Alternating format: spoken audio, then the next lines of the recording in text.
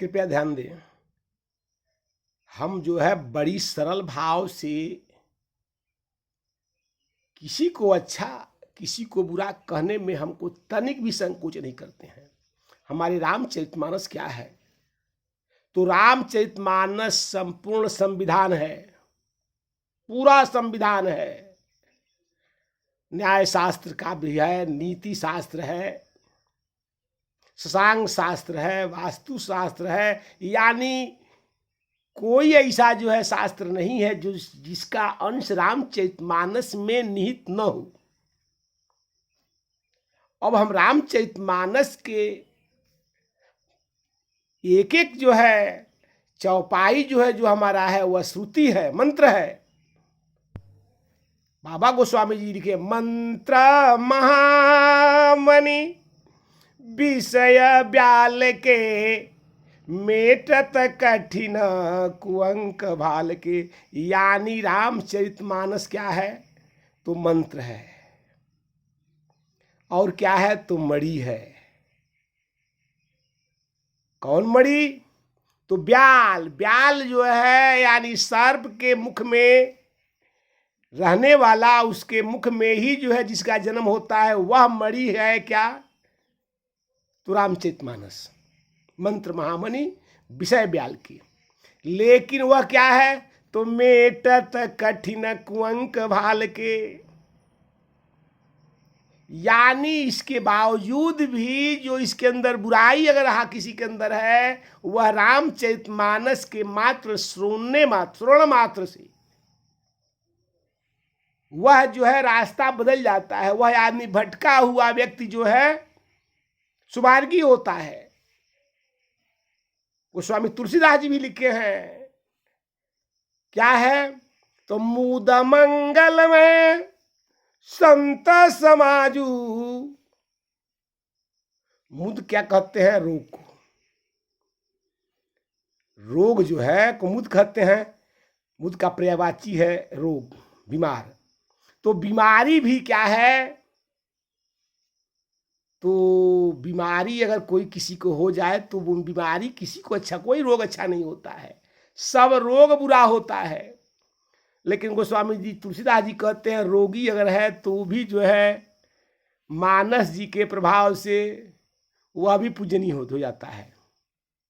मृदु मंगलमय संत समाजू, वह रोग जो है मंगलकारी हो जाता है। इसलिए कि वो रोग के चलते भगवान का भजन करता है। जैसे रामभद्राचार्य जी आंख के अंधे हैं, तो आज जो है जगत गुरु बने हुए हैं। इस तरह से बहुत ऐसे संत हैं जो किसी के पास पैर नहीं है, किसी के पास नेत्र नहीं है, तमाम रोगी हैं और रोग के कारण वह भगवान के भजन में लग गए हैं। सूरदास जी जो है भगवान श्री कृष्णचंद्र जी के प्रेम में जो है पागल हो गए। नेत्र विहीन होने के बाद जो है वह रस जो है भगवान का, वह सुंदरता का वर्णन किए हैं जो आज बड़े बड़े विद्वान भी जो है नहीं कर सकते हैं। अब देखिए, विद्वान में बुद्धिजीवी में अंतर है। अब हम लोग कह देते हैं बुद्धिजीवी। बुद्धिजीवी वह है जो केवल बुद्धि पर जो है जिसका जीवन यापन होता है, उसका परिश्रम कोई नहीं लगता है। वो ज्ञानी हो न हो इससे मतलब नहीं है, उसका भरण पोषण, उसका जीवन यापन केवल बुद्धि से चलता है। चाहे वो उल्टा कह के, झूठ बोल करके या अच्छा बोल के जो भी काम करे करता है, वही बुद्धिजीवी उसको कहते हैं संसार में। यही इसका है भी। विद्वान अलग है, बुद्धिजीवी अलग है, ज्ञानी अलग है। अरे ज्ञानी जो है कोई क्या कर रहा है इससे क्या मतलब है? उसका अपने ज्ञान में भरपूर है, मस्त है, उसको दुनिया से क्या मतलब है? कोई बाध्य करके, कोई अगर जैसे जा करके किसी संत के जो है समीप जा करके बैठ के उसको जो है और उसका निदान मांगे तो संत कहेगा कि नहीं ठीक है, ज्ञानी अगर है, पुरुष है, तो उसको अपना ज्ञान दे देगा, जाओ, उसके बदले में उसे कुछ नहीं चाहिए। प्रसंग हम बोल रहे थे रामचरितमानस जो है, राम जी जो है बाल्या उम्र में गुरु वशिष्ठ जी ले गए। तो गुरु वशिष्ठ जी ले गए। तो गुरु वशिष्ठ जी के यहाँ राम जी राजसी ठाट में नहीं रहे। आज जो है संसारिक जीव अपने बच्चे को पढ़ने के लिए भेजता है तो उसका फीस देता है, तनख्वाह देता है, यानी नौकरी जो है नौकर पढ़ाता है उससे। तो आप बताइए, नौकर के पढ़ाए हुए लड़का से जो है बच्चे से लड़का नौकरी ही कर सकता है। और जो पहले लोग ज्ञानी लोग पढ़ाते थे, ज्ञानी को क्या मतलब? वशिष्ठ जी राम जी को ले गए हैं तो राम जी राजसी ठाट में थोड़े रहे हैं, मुंडन हो गया और गुरु के यहाँ जो है राम जी कुल्हाड़ी से समधा काटे हैं, भिक्षाटन किए हैं। यहाँ तक कि स्वयं जो है अपनी वस्त्र को जो है श्री रामचंद्र जी ने उसकी जो है सफाई किया है। नित्य जो है गुरु के आश्रम में जो है सोहनी सेवा भी किए हैं राम जी। सारा काम राम जी ने किया है बाल्य उम्र में। क्यों? दशरथ जी भी चाहते तो राम जी के चक्रवर्ती थे, तो सब जो है दिशाओं में जिनका रथ चलता था। लेकिन उस दशरथ जी के पुत्र जो है राम जी जो है क्या कर रहे हैं? तो गुरु के आश्रम में जाकर के और भोजन हेतु समधा की व्यवस्था कर रहे हैं, सारा काम कर रहे हैं, आश्रम की सफाई कर रहे हैं। इसके बाद जो है अब वहाँ जो है गुरु के साथ रह करके गुरु की सेवा कर रहे हैं, पैर दबा रहे हैं। और जब ज्ञान हो गया, इसका ये मतलब नहीं था, वशिष्ठ जी भी चाहते तो दशरथ जी के यहाँ राजभवन में आकर के राम जी को दीक्षा और शिक्षा दे सकते थे। लेकिन वशिष्ठ जी कहे कि नहीं, ऐसा नहीं होगा, मेरा यह आश्रम जो है का कोई मर्यादा होता है। अब जो है ज्ञान घर नहीं आता है, उसके पास जाया जाता है। जैसे प्यास लगता है तो प्यासे को कुआं के पास जाना पड़ता है, कुआं थोड़े जाएगा। सो राम जी इस बात का पूर्ण रूप से ज्ञान किए कि एक गरीब जीव जो है कैसे रहता है, धनी जीव जो कैसे रहता है। यही कारण रहा कि राम को जो है जब राज्याभिषेक होना हुआ तो राम जी को लगा कि मैं तो राजा हो जाऊंगा। राजा बन जाना तो बड़ी सरल काम है, लेकिन मैं प्रजा को जानूंगा कैसे? मैं राज करके और यह शरीर कुछ भूलोक को छोड़ के और स्वर्ग को चला जाऊंगा, स्वयं साकेत को चला जाऊंगा। सब लोग जाते हैं, मैं भी चला जाऊंगा। लेकिन उत्तम कुशल राजा वह है जो अपने राज्य के हर जीव के बारे में जो चिंतन करे, चिंता नहीं चिंतन करे। यह सोच ले कि वह आदमी मुख आदमी गरीब है तो गरीब से नहीं, उस गरीब है तो उसके लिए उसको भोजन पर जो का की व्यवस्था में मैंने क्या किया। तो राम जी जो है वन को, जब राम जी को वनवास मिला तो माता कैकेयी को भी लगा कि मेरा पुत्र जो है कुशल राजा बने। तो राम जी जब वनवास को गए तो बड़ा आश्चर्य हुआ राम जी को। वन में घूम रहे हैं और वन में जिस दिशा से जा रहे हैं राम जी देख रहे हैं, इतने जो है इस पहाड़ पर रहने वाले लोग इतने दुखी हैं। लागे अति पहाड़ के पानी, जो बर्फ के जैसा लगता है। थोड़ी सी धूप होता है तो घोर गर्मी होती है, थोड़ी सी हवा बह जाए तो उसका जो है झोपड़ी जो है गिर जाए।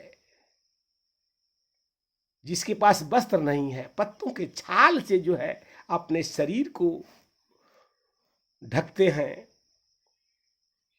यहां तक कि भरपेट भोजन जिसको नहीं है, आश्रम में जब घूम रहे हैं तो आश्रम में दैत्यों के अत्याचार से भांति भांति के संत जो है और जो है बड़े दुखी हैं। यहां तक कि ऐसे ऐसे दैत्य हुए हैं, वो दैत्य जो है ऋषियों को मार के खा जाता था। और राम जी इस सारी जो है सृष्टि के सारे कार्यों को राम जी को जानना था, और राम जी जाने, यहां तक कि बंदरों के फौज से राम जी रावण को वध किए। समुद्र ऐसे अहंकारी को राम जी ने बांधा। सुग्रीव ऐसे जो है कामी को भी ज्ञान दिए। जटाऊ जैसे गिद्ध अदम खग आमिष भोगी, यानी गिद्ध जो है उसको राम जी अपने जो है पिता का तिलांजलि नहीं दिए, महाराजा दशरथ का तिलांजलि राम जी नहीं दिए, लेकिन गिद्धराज जटाऊ का जो है तिलांजलि राम जी दिए। गोदावरी के जल से राम जी जो है ला करके और जटाऊ जी का जो है पंख धोए। जटाऊ के पंख से जो है जो खून लगा था, राम जी अपने पीताम्बरी से पूछ रहे हैं।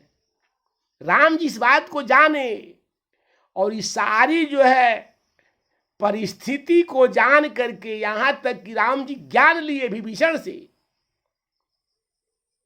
कि एक शत्रु के, घोर अत्याचारी के भी शरण में रह करके और किस तरह एक संत जो है सुख भोगता है, किस तरह का दुख भोगता है, दैत्यों के बीच में जो है संत कैसे रहता है।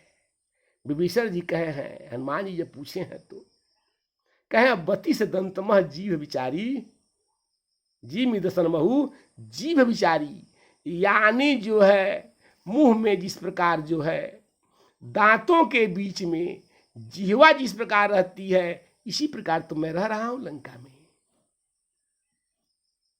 जीव बड़ा जो है कष्ट सहता है, हमेशा जो है सतर्क रहता है, तो दांत उसे नहीं काटता है। कभी कभी दांत से जीव कट भी जाता है, बहुत लोगों का नहीं कटता होगा, हमारा जो है तो कई बार कट जाता है। लेकिन फिर भी जो है अगर दांत में कुछ फंस जाए तो जीवा को चैन नहीं है। इस तरह संत का विचार होना चाहिए। राम जी सब बात को जान करके और जो है रावण को वध किए हैं, लेकिन फिर भी बार बार समझाए हैं। दुष्ट है तो क्या है, शत्रु है तो क्या है, फिर भी प्रयास किया जाए कि उसे जो है बैर भाव से नहीं किया जाए। कहा भी गया कि अहिर मिताई तब करे जब सारी मीत मर जाए, यानी अहिर मिताई यानी मारा मारी तब किया जाए, विवाद तब किया जाए जब जो है सुमार्ग का जो है प्रेम का जब सारा रास्ता बंद हो जाए, उस समय युद्ध की जाए। राम जी युद्ध नहीं किए, बहुत समझाए, लेकिन राम जी को लगा कि अब यह एकदम नहीं मानेगा, इसको युद्ध के अलावा इसका कोई उपाय नहीं है।